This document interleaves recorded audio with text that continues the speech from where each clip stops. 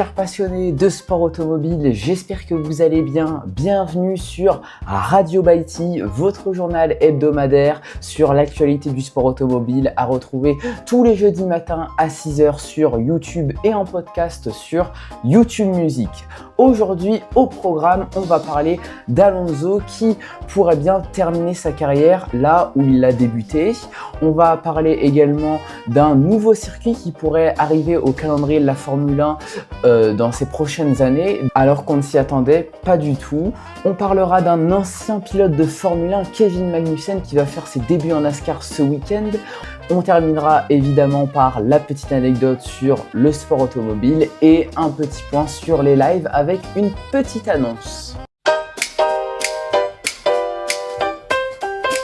Allez, on commence par l'avenir de Fernando Alonso qui se trouve dans une situation en ce moment très compliquée chez Aston Martin. Fin 2022, début 2023, Alonso a rejoint Aston Martin car il pensait que ce projet avait du sens, qu'il pouvait gagner chez Aston Martin. Mais là, la situation est bien plus compliquée malgré les sommes faramineuses dépensées par Lawrence Stroll. Alors, il se pourrait que Fernando Alonso rejoigne Alpine en 2027 si le projet Aston Martin ne s'améliore pas. Alors, Flavio Briatore a été aperçu dans le box Aston Martin cette semaine, ce qui a évidemment mis de l'huile sur le feu avec cette rumeur. Alors, je vous rappelle que Flavio Briatore est le manager de Fernando Alonso, qu'ils se connaissent très bien puisqu'ils ont gagné des championnats ensemble entre 2005 et 2006. Alors le contrat de Fernando Alonso chez Aston Martin se termine en fin d'année. Alors évidemment il peut le prolonger, mais avant de prolonger son contrat chez Aston Martin, il y a deux questions qui se posent pour Fernando Alonso. Déjà, a-t-il envie de continuer en Formule 1? Et si oui, il veut continuer en Formule 1, est-ce qu'il veut vraiment rester chez Aston Martin? L'écurie traverse une crise profonde, un management instable, des teams principales qui changent sans cesse, et surtout une collaboration avec Honda qui ne fonctionne pas du tout. Alors pourquoi vouloir rester chez Aston Martin pour Fernando Alonso? Dans les prochains mois, Alonso va évaluer deux choses. D'abord, la progression du moteur Honda. Et la deuxième chose, l'efficacité des améliorations ces prochains mois. Aston Martin va apporter un énorme package d'améliorations en Hongrie. Quand je vous dis un énorme, c'est un énorme. C'est-à-dire qu'il y a presque toute la voiture qui va changer. Et si ces améliorations ne fonctionnent pas, Alonso ne va sûrement pas continuer dans cette écurie.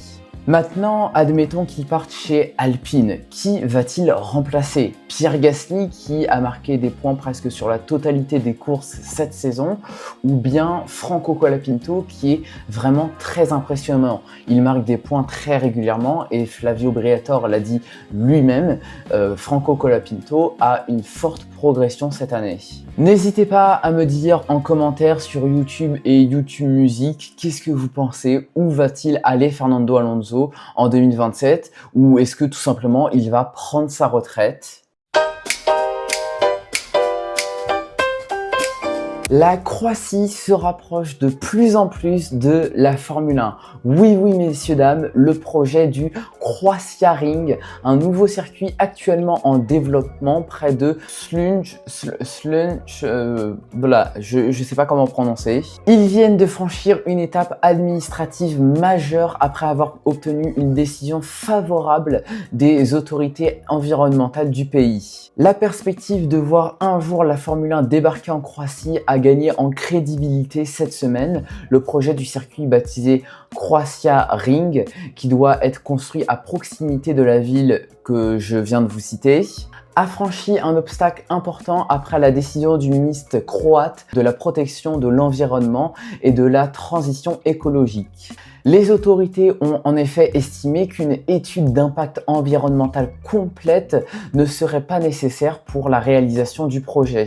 Les promoteurs devront toutefois respecter l'ensemble des réglementations environnementales en vigueur au cours du développement du site. Cette décision représente une avancée significative pour un projet dont les ambitions affichées sont particulièrement élevées. Dès son lancement, le Croisièring a été présenté comme une infrastructure susceptible d'accueillir à terme la Formule 1. Selon plusieurs médias, le complexe conçu par l'architecte Hermann Tilke, qui a conçu presque tous les circuits de ces 25 dernières années, doit s'étendre sur environ 50 hectares. Au-delà du circuit, le projet prévoit également la création d'un vaste pôle dédié au sport automobile et aux loisirs. L'un des noms les plus prestigieux associés à cette initiative est celui de Jacques Villeneuve. Oui, messieurs, dames, le Canadien, ancien pilote de Formule 1, maintenant consultant chez Canal+, sera conseiller du projet.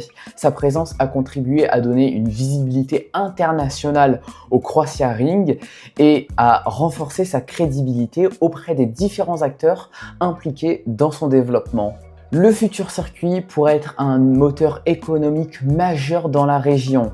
La capitale Zagreb, située à environ 75 minutes du site, avec son aéroport international, est notamment considérée comme un atout important pour attirer des visiteurs, entreprises et événements internationaux.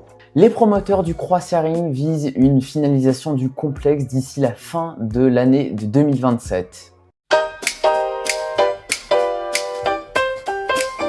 Kevin Magnussen va faire ses débuts en NASCAR ce week-end à San Diego. Ce mois-ci, après avoir été confirmé au volant de la voiture Special Project 91 de l'écurie Trackhouse Racing à San Diego, l'ancien pilote de Formule 1 actuellement engagé en WEC avec BMW, qui a d'ailleurs signé la pole aux 24 heures du Mans ce week-end, pilotera la Chevrolet numéro 91 lors de la course inaugurale de la NASCAR Cup Series sur le circuit de la base navale de Coronado ce week-end. Il a d'ailleurs déclaré « Je suis incroyablement enthousiaste et honoré d'avoir l'opportunité de courir en NASCAR ». Justin Marks, fondateur de Trackhouse, a déclaré que Kevin Magnussen s'intégrait parfaitement à cette initiative créée pour faire venir des pilotes de renommée internationale en NASCAR. Kevin Magnussen rejoint ainsi la liste des pilotes de Formule 1 ayant roulé pour Projet 91, qui comprend notamment Kimi Räikkönen, le champion du monde de Formule 1 en 2007. Fernando Alonso a été victime de l'accident le plus mystérieux de l'histoire de la Formule 1 et McLaren garde le secret depuis plus de 10 ans. En 2015, aux essais de pré-saison, à Barcelone, sorti du virage 3 à l'abri des caméras, Alonso percute le mur à moyenne vitesse. Et cet accident va faire trembler tout le monde de la Formule 1. Là où on pourrait penser que c'est un accident banal, Fernando Alonso va être héliporté à l'hôpital où il y restera 3 jours. McLaren va dans un premier temps cacher toutes les preuves de l'accident et dire aux fans que Fernando Alonso va bien. Mais l'hôpital va déclarer qu'il a subi une commotion cérébrale. Par la suite, McLaren dira qu'il n'y a eu aucun problème mécanique et McLaren justifiera l'accident par un simple coup de vent qui a envoyé Fernando Alonso dans le mur. Mais une véritable polémique va commencer quand Fernando Alonso va dire le contraire. À partir de ce moment-là, tout le monde va s'imaginer des choses. Certains vont dire qu'il a perdu la direction pile dans le virage et que ça l'a envoyé dans le mur. Certains vont dire qu'il s'est fait électrocuter dans la voiture, ce qui l'a fait perdre le contrôle, ce qui est franchement imaginable quand on voit la fiabilité de la partie hybride de la McLaren en 2015. Et d'autres vont dire que McLaren cache vraiment quelque chose parce que il n'aurait jamais été transporté à l'hôpital pour un accident à moyenne vitesse. Bref, 11 ans plus tard, en 2026, personne ne connaît la vérité de cet accident.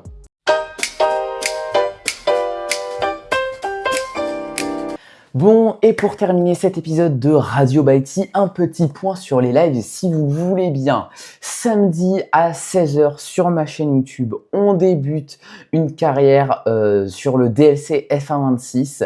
Je vous dis pas encore avec quel pilote, je vous aurai l'annonce sans doute demain.